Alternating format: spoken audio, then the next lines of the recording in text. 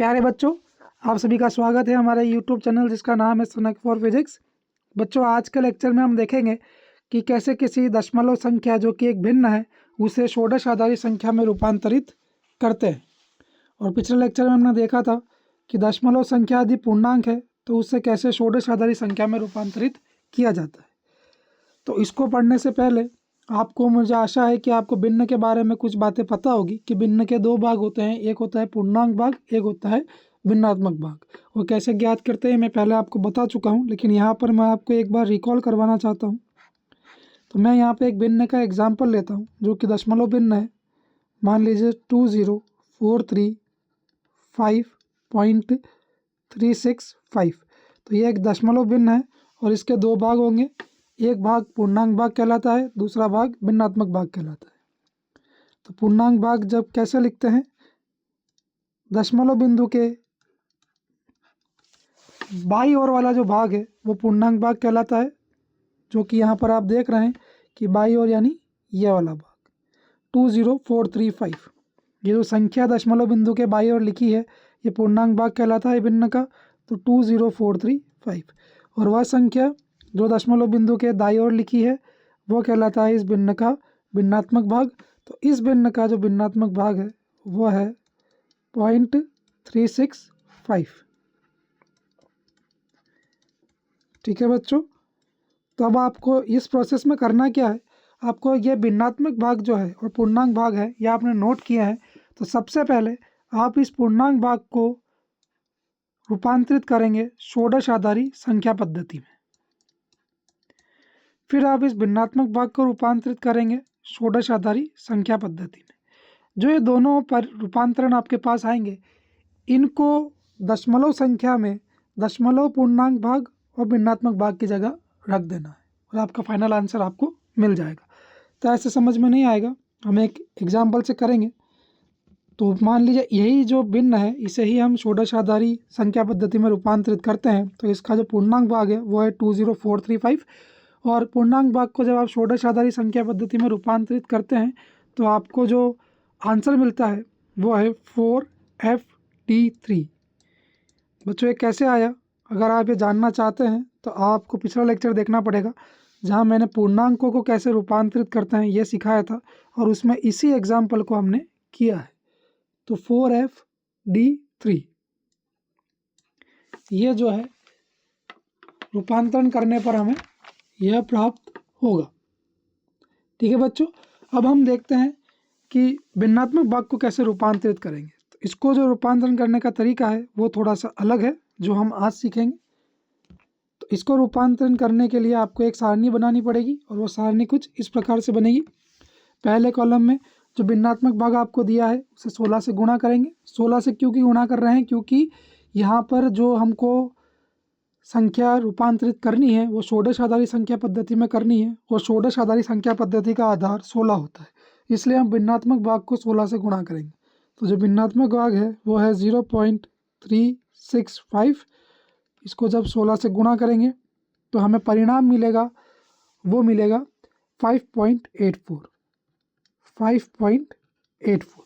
अब इस परिणाम का जो भिन्नात्मक भाग है जो कि है 0.84 उसे यहाँ लिखेंगे और परिणाम का जो पूर्णांक भाग है उसे यहाँ लिखेंगे।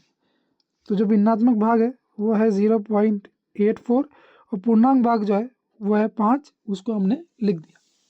अब बच्चों यहाँ पर जो ये परिणाम का पूर्णांक भाग है ये दशमलव में लिखा गया है, इसे आपको षोडश आधारी संख्या पद्धति में लिखना है। ठीक है, तो 5 को षोडश आधारी संख्या पद्धति में 5 ही लिखते हैं। अब नेक्स्ट स्टेप में जो परिणाम का भिन्नात्मक भाग है इसे फिर से 16 से गुणा करेंगे। तो 16 से गुणा करने पर जो परिणाम आएगा वो इस बार आएगा 13.44।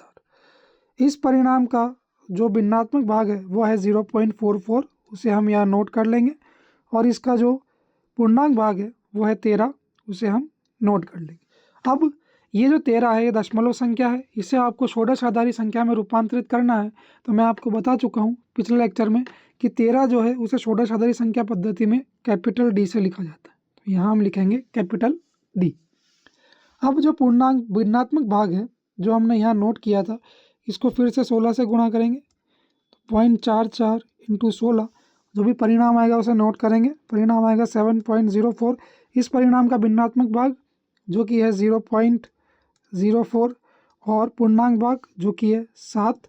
अब 7 को षोडश आधारी संख्या पद्धति में रूपांतरित करेंगे तो 7 ही लिखते हैं, तो यहाँ लिखेंगे 7। अब जो इस परिणाम का भिन्नात्मक भाग है जो कि है 0.04, इसे फिर से 16 से गुणा करेंगे, तो 16 से गुणा करने पर हमें मिलेगा 0.64। अब आप देख रहे हैं कि ये जो परिणाम है इसका पूर्णांक भाग 0 है और भिन्नात्मक भाग 0.64 है, तो भिन्नात्मक भाग आएगा 0.64 और पूर्णांक आएगा 0, और 0 को षोडश आधारी संख्या पद्धति में 0 ही लिखा जाता है। अब बच्चों ये प्रोसेस जो है कब ख़त्म करना है, आपके मन में सवाल आएगा, क्योंकि ऐसे तो हम गुणा करते जाएंगे लेकिन ये प्रोसेस ख़त्म नहीं होगा। तो जब आपका परिणाम का जो भिन्नात्मक भाग है वो 0 हो जाए तब आपको ये प्रोसेस रोक देना है। अगर परिणाम का भिन्नात्मक भाग 0 नहीं हो रहा है तो 3 से 4 बार इस प्रक्रिया को दोहराने के बाद आप प्रोसेस को रोक देंगे। तो यहाँ आप देख रहे हैं कि हम 4 बार इसको दोहरा चुके हैं, अभी भी हमारा भिन्नात्मक भाग जो है वो 0.64 है, 0 नहीं है, तो हम यहाँ पर इसको रोक देंगे। अगली स्टेप में आपको जो आपने अंतिम कॉलम में यानी परिणाम के पूर्णांक भाग को षोडश आधारी संख्या पद्धति में रूपांतरित करने के बाद जो अंक या अक्षर आपने लिखे हैं उन्हें ऊपर से नीचे की ओर क्रम से लिखना है। ठीक है, ऊपर से नीचे की ओर क्रम से लिखना है। तो आइए लिखते हैं। तो सबसे पहले जो आप शुरू करेंगे वो एक बिंदु लगा के करेंगे, तो 0 पॉइंट, और अब आप लिखेंगे ऊपर से नीचे की ओर इन अंकों को या अक्षरों को क्रम से। तो 0 पॉइंट सबसे पहले आएगा 5, फिर आएगा D, फिर आएगा 7 और फिर आएगा 0। तो ये जो संख्या आई है ये षोडश आधारी संख्या है जो कि दशमलव संख्या 0.365 जो कि हमारे भिन्न का भिन्नात्मक भाग था उसका रूपांतरण है। अर्थात 0.365 को षोडश आधारी संख्या पद्धति में लिखा जाता है 0.5D70। तो इसको नोट कर लीजिए पॉज करके, फिर मैं आपको अगली स्टेप बताता हूँ।